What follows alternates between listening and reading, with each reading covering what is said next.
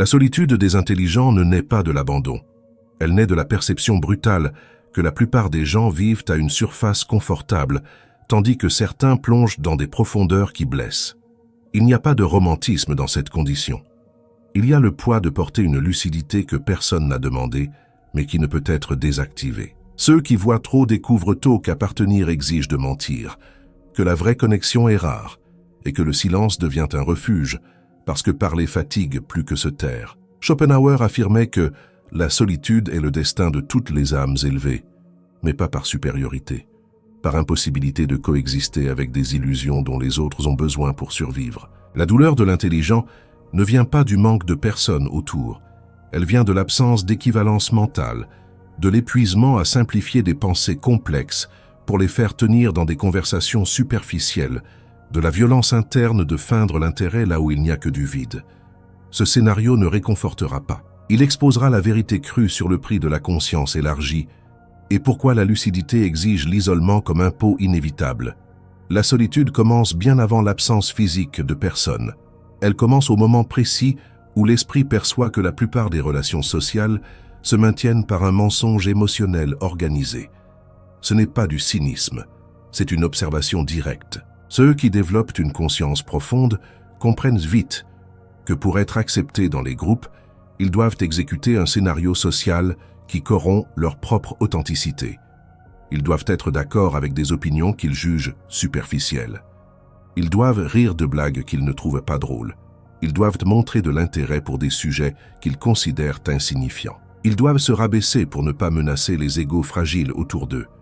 Cette feinte n'est pas facultative, c'est le prix d'entrée pour l'appartenance sociale. La plupart paient ce prix sans s'en rendre compte, parce qu'ils n'ont pas développé une conscience suffisante pour identifier leurs propres performances. Ils vivent en mode automatique, répétant des schémas sociaux comme une programmation installée. Pour eux, feindre ne fait pas mal, parce qu'ils ne savent même pas qu'ils feignent. L'identité sociale se fond avec l'identité réelle jusqu'à ce qu'il n'y ait plus de différence perceptible. Mais ceux qui voient trop n'ont pas ce luxe. La conscience élargie crée une distance entre l'observateur interne et la performance externe. Ils se voient exécuter le théâtre social et ressentent une nausée existentielle. Chaque conversation superficielle devient un effort conscient. Chaque interaction sociale exige une énergie mentale élevée pour maintenir une version diluée d'eux-mêmes. Lorsque vous percevez clairement que vous mentez émotionnellement à chaque phrase, que vous trahissez votre propre vérité intérieure pour correspondre aux attentes des autres, le coup psychologique devient brutal. Nietzsche observait que ce n'est pas le manque d'amour, mais le manque d'amitié qui rend les mariages malheureux. Et cela s'étend à toute forme de relation humaine. La plupart des connexions sociales ne sont pas basées sur une reconnaissance mutuelle authentique, mais sur des contrats implicites de commodité. Les gens se rejoignent non pas parce qu'ils se comprennent profondément, mais parce qu'ils remplissent des fonctions sociales l'un pour l'autre. Validation, distraction, statut, utilité. Lorsque l'intelligent perçoit cela avec une clarté inéluctable, deux options apparaissent: continuer à feindre et vivre en dissociation constante, ou refuser le jeu et accepter l'isolement comme conséquence. Le refus ne vient pas d'orgueil, il vient d'une impossibilité structurelle. Lorsque la conscience atteint un certain niveau de clarté, elle ne peut plus exécuter le mensonge émotionnel sans avoir l'impression de trahir sa propre existence. Le corps réagit par un inconfort physique. L'esprit résiste par des pensées intrusives sur la fausseté de la situation. Rester dans ces espaces sociaux devient une torture psychologique déguisée en coexistence normale. Alors la solitude cesse d'être un choix esthétique et devient une conséquence inévitable de refuser la farce. L'intelligent s'éloigne non pas parce qu'il méprise les gens, mais parce qu'il ne supporte plus de se mépriser pour la performance qu'il doit faire pour être parmi eux.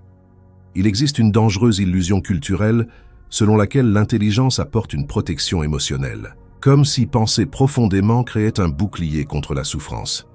La réalité est brutalement opposée. L'intelligence ne protège pas de la douleur, elle amplifie chaque fréquence de la souffrance humaine. Elle fonctionne comme une loupe appliquée sur des blessures émotionnelles que d'autres personnes parviennent à ignorer avec une relative facilité.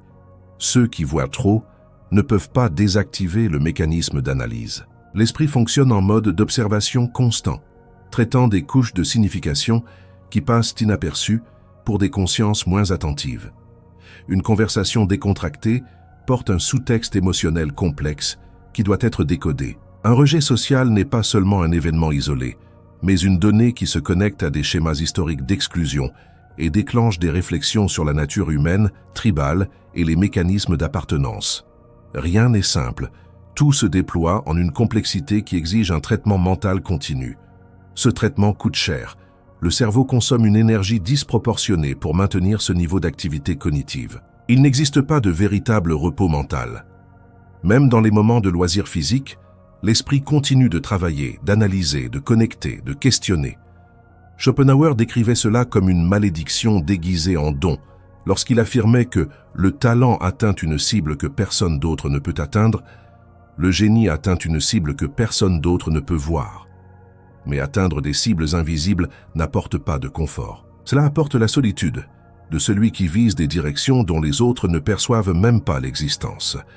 La solitude devient cruelle précisément parce qu'il n'existe pas d'anesthésie mentale disponible.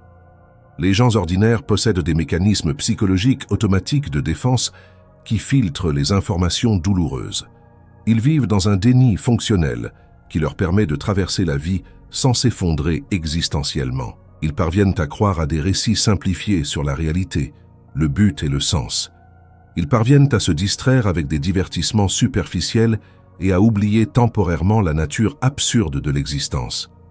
Ceux qui voient trop ont perdu l'accès à ces mécanismes. La conscience fonctionne sans pause, exposant les contradictions, révélant les schémas, détruisant les illusions confortables. Elle voit sa propre mort s'approcher chaque jour qui passe. Elle perçoit la futilité structurelle des ambitions sociales qui meuvent les foules. Elle comprend que les relations se terminent, les corps se décomposent, les souvenirs s'effacent, et tout retourne au silence d'où il est venu.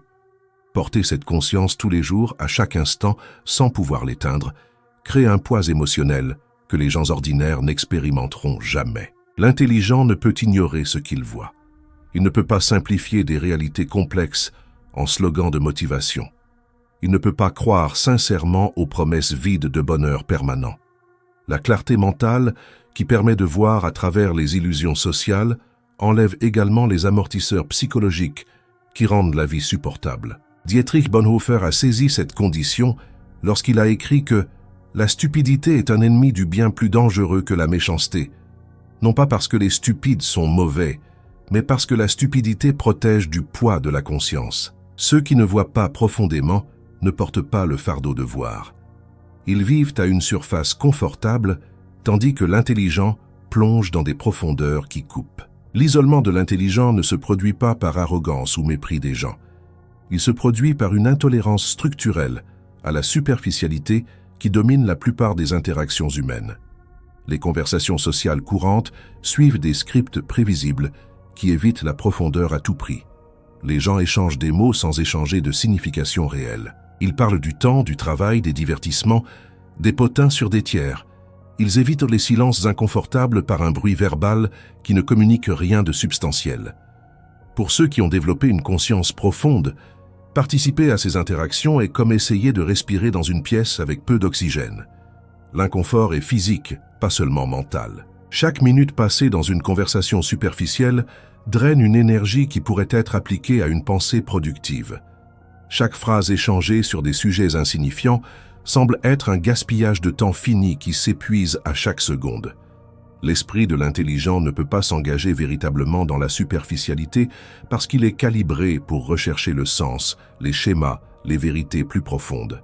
Lorsqu'il est contraint de rester dans ces environnements sociaux, que ce soit par obligation professionnelle ou engagement familial, l'intelligent doit exécuter une violence interne constante.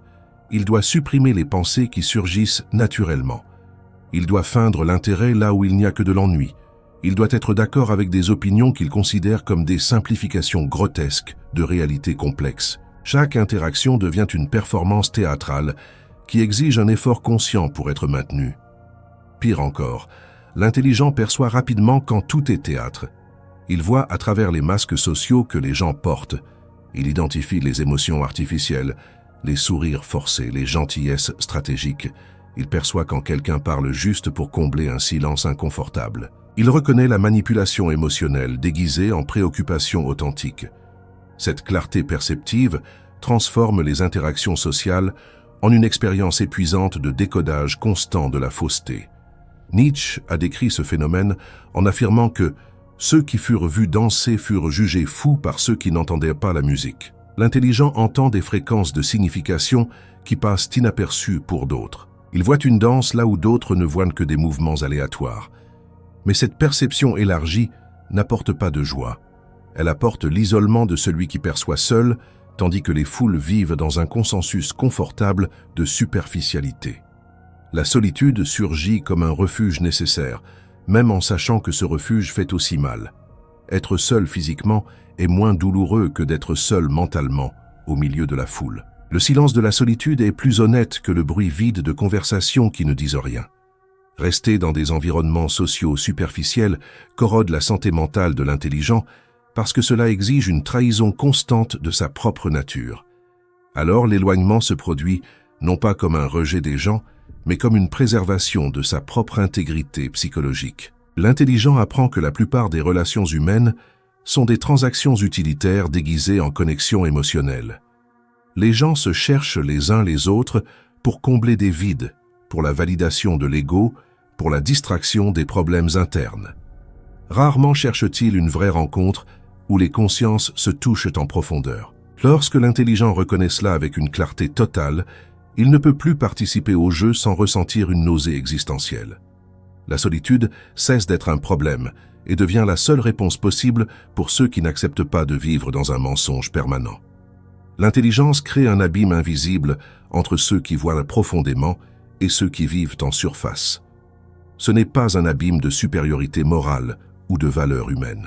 C'est un abîme de fréquences perceptives, comme essayer de communiquer entre des personnes qui vivent dans des dimensions différentes de la même réalité.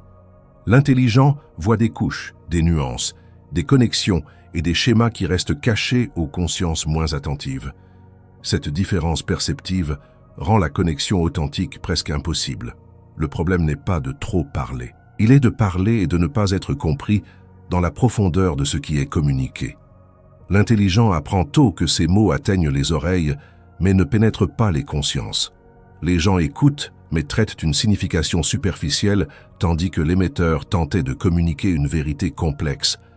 Alors surgissent des malentendus constants, des simplifications déformées de ce qui a été dit. Des réactions émotionnelles à des aspects secondaires, tandis que le point central passe inaperçu.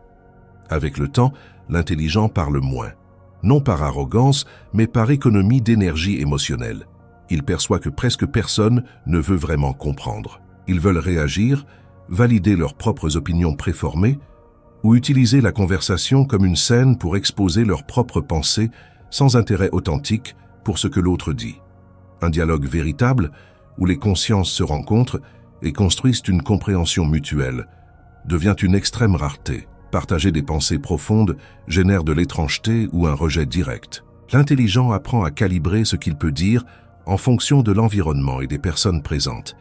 Il développe de multiples versions de lui-même, chacune adaptée au niveau de profondeur que le contexte social permet. Ce n'est pas de l'authenticité, c'est de la survie sociale par une fragmentation intentionnelle de sa propre complexité. Le silence l'emporte par nécessité. Parler de vérités profondes dans des environnements superficiels génère un inconfort collectif. Les gens sentent que quelque chose ne va pas, mais ne peuvent pas identifier quoi. L'intelligent perçoit que sa présence authentique perturbe l'équilibre confortable de la superficialité partagée. Alors il apprend à se taire, non par peur, mais par reconnaissance que ces mots ne trouveront pas de terre fertile où ils pourront germer. Schopenhauer a saisi cette réalité lorsqu'il a écrit que un homme ne peut être lui-même que lorsqu'il est seul. Et s'il n'aime pas la solitude, il n'aimera pas la liberté, car ce n'est que lorsqu'il est seul qu'il est libre. La liberté de l'intelligent est de pouvoir penser sans restriction, sans avoir besoin d'adapter ses pensées pour les faire tenir dans des esprits qui opèrent à une fréquence différente. Mais cette liberté exige le prix de la compagnie humaine authentique. La solitude ne vient pas du manque de personnes physiquement présentes, elle vient de l'absence d'équivalence mentale. L'intelligent peut être entouré de foule et ressentir une solitude profonde parce que personne n'habite la même dimension perceptive. Il peut avoir des dizaines de contacts sociaux et aucune connexion réelle parce que la connexion exige une rencontre des consciences à une profondeur similaire. Lorsqu'un esprit opère dans une complexité que d'autres n'atteignent pas, la vraie communication devient impossible. Le résultat est un isolement progressif. Chaque tentative frustrée de connexion renforce la perception que l'intelligent habite un monde à part. Non par choix, mais par la nature de sa propre conscience élargie. Plus il voit, moins les gens peuvent suivre sa vision. Plus il pense profondément, moins les gens comprennent ce qu'il dit. L'abîme s'élargit avec chaque accroissement de conscience jusqu'à ce qu'il ne reste que le vide entre l'intelligent et le reste de l'humanité. Voir trop signifie porter des vérités qui ne trouvent pas d'écho dans les consciences des autres. L'intelligent accumule des perceptions sur la nature humaine, les schémas sociaux, les contradictions existentielles et les absurdités civilisationnelles que d'autres ne peuvent ou ne veulent pas voir. Ces perceptions pèsent. Ce ne sont pas des abstractions philosophiques lointaines. Ce sont des vérités vivantes qui altèrent en permanence la façon dont il expérimente la réalité. Expliquer ces vérités à ceux qui ne les voient pas fatigue profondément. Cela exige une traduction constante de la pensée complexe en langage simplifié. Cela exige de la patience pour reconstruire tout le chemin logique qui a mené à la conclusion. Cela exige de l'énergie émotionnelle pour gérer la résistance, le déni ou l'incompréhension qui surgissent généralement. La plupart du temps, l'effort ne compense pas. La personne écoute mais n'absorbe pas. Elle est d'accord superficiellement mais n'internalise pas. Ou pire, elle déforme ce qui a été dit pour l'adapter à ses propres croyances limitées. Insister pour partager des visions profondes avec ceux qui ne sont pas préparés à les recevoir épuise les deux côtés. L'intelligent est frustré par l'incapacité de transmettre une vérité complexe. L'autre est gêné de se sentir jugé ou que ses croyances sont attaquées. Le résultat est un conflit inutile ou un éloignement émotionnel qui aurait pu être évité par le silence. Simplifier sa propre vision du monde pour la faire tenir dans des conversations courantes corrompt l'intégrité mentale de l'intelligent. Chaque fois qu'il réduit une pensée profonde à un slogan de motivation, il trahit sa propre conscience. Chaque fois qu'il est superficiellement d'accord avec une opinion qu'il considère erronée pour éviter un conflit social, il se ment à lui-même. Cette corruption interne s'accumule jusqu'au point où l'intelligent ne reconnaît plus sa propre voix authentique parce qu'il a passé trop de temps à porter des masques adaptés. Dietrich Bonhoeffer observait que le test de la moralité d'une société est ce qu'elle fait pour ses plus vulnérables, mais qui défend les vulnérables intellectuellement, qui protège ceux dont la vulnérabilité ne réside pas dans le manque de ressources matérielles, mais dans la solitude existentielle de porter une lucidité que personne d'autre ne partage. La société ne reconnaît pas cette forme de souffrance parce qu'elle n'est pas visible. Elle ne génère pas de symptômes évidents qui peuvent être diagnostiqués et traités. L'intelligent apprend que partager sa propre vision du monde coûte plus cher que de la garder. La garder génère une solitude silencieuse, mais au moins préserve l'intégrité interne. La partager génère frustration, malentendu et érosion de sa propre clarté mentale par des simplifications forcées. Face à ce choix impossible, beaucoup optent pour le silence comme moindre mal. Cette retenue constante transforme la solitude en une douleur silencieuse et prolongée. Ce n'est pas une douleur aiguë qui crie et exige une attention immédiate. C'est une douleur chronique qui ronge lentement la vitalité psychologique.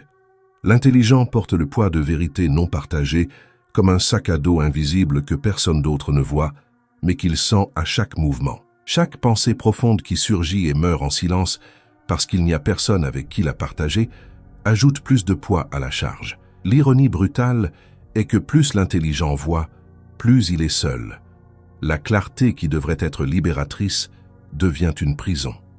La conscience élargie qui pourrait le connecter plus profondément avec d'autres êtres humains finit par l'isoler sur une île mentale où personne d'autre n'habite. Voir clairement n'est pas un don quand vous êtes condamné à voir seul, sans témoin, sans validation, sans compagnie dans les profondeurs que votre conscience atteint. Ceux qui voient trop paient avec la solitude parce qu'ils refusent fondamentalement de vivre anesthésiés. Ce n'est pas de l'orgueil intellectuel, ce n'est pas un choix esthétique de supériorité. C'est une cohérence structurelle avec sa propre conscience qui n'accepte plus les illusions confortables qui soutiennent la vie sociale commune. Une fois que la perception profonde s'installe, il n'y a pas de retour en arrière. Il n'y a pas moyen de désapprendre ce qui a été vu, de désapprendre ce qui a été appris, ou de récupérer l'innocence perceptive qui permet de vivre en surface sans inconfort. La douleur existe précisément parce que la conscience ne permet pas les illusions. Nietzsche avertissait que celui qui lutte contre des monstres doit prendre garde de ne pas devenir lui-même un monstre. Quand on regarde longtemps un abîme, l'abîme regarde aussi en vous. L'intelligent a déjà regardé l'abîme existentiel. Il a vu l'absence de signification intrinsèque, l'arbitraire des valeurs sociales, la nature éphémère de toutes les constructions humaines. Ce regard a transformé en permanence sa perception de la réalité. Vivre avec cette conscience exige la renonciation au confort psychologique que la plupart considèrent essentiel au bonheur. L'intelligent ne peut pas croire sincèrement aux récits optimistes simplifiés. Il ne peut pas s'engager totalement dans des projets collectifs qu'il reconnaît comme des constructions arbitraires. Il ne peut pas former de liens sociaux profonds, basés sur des illusions partagées, parce que sa conscience expose constamment la fragilité de ces constructions. La solitude de l'intelligent n'est à aucun moment romantisée. Il n'y a pas de beauté esthétique dans l'isolement forcé. Il n'y a pas de sagesse spéciale acquise par la souffrance solitaire qui compense la douleur d'être en permanence déconnecté de l'expérience humaine partagée. C'est simplement le prix brutal de voir le monde sans les filtres protecteurs que la plupart maintiennent intacts jusqu'à la mort. Ce prix n'est pas négociable. Il n'y a pas de réduction pour bonne conduite. Il n'y a pas de récompense future qui équilibre le compte. La lucidité exige l'isolement comme impôt inévitable et permanent. Plus la vision est claire, plus le taux est élevé. Plus la conscience est profonde, plus la solitude est lourde.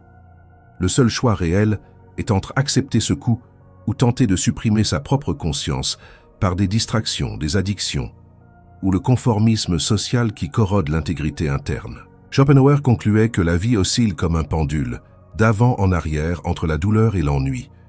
Pour l'intelligent, ce pendule oscille entre la solitude douloureuse de la lucidité et l'ennui insupportable de la superficialité sociale. Les deux extrêmes causent de la souffrance.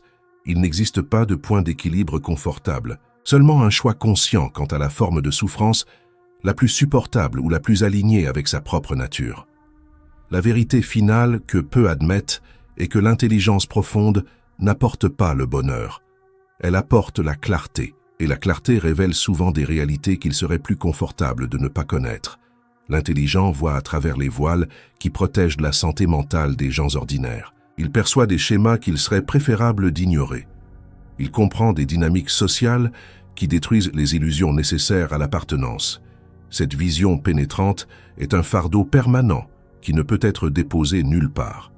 Il n'existe pas de solution à ce dilemme existentiel. Il n'y a pas de technique psychologique qui résolve l'incompatibilité fondamentale entre conscience élargie et vie sociale commune. Il n'existe pas de communauté suffisamment grande de personnes qui voient avec une profondeur similaire pour éliminer complètement la solitude de l'intelligent.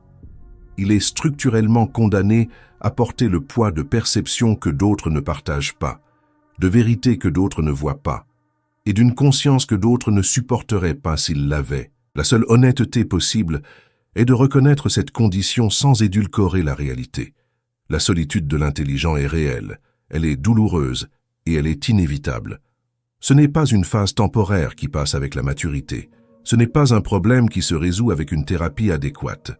C'est une conséquence directe de posséder une conscience qui opère à une fréquence différente de la majorité. Accepter cela sans révolte et sans résignation passive, mais avec clarté sur la nature de sa propre souffrance, est le seul chemin disponible pour ceux qui voient trop et ne peuvent s'empêcher de voir. Avant de nous quitter, reconnaissez-vous en vous cette solitude de ceux qui voient trop. Si ce message a touché votre cœur, tapez dans les commentaires.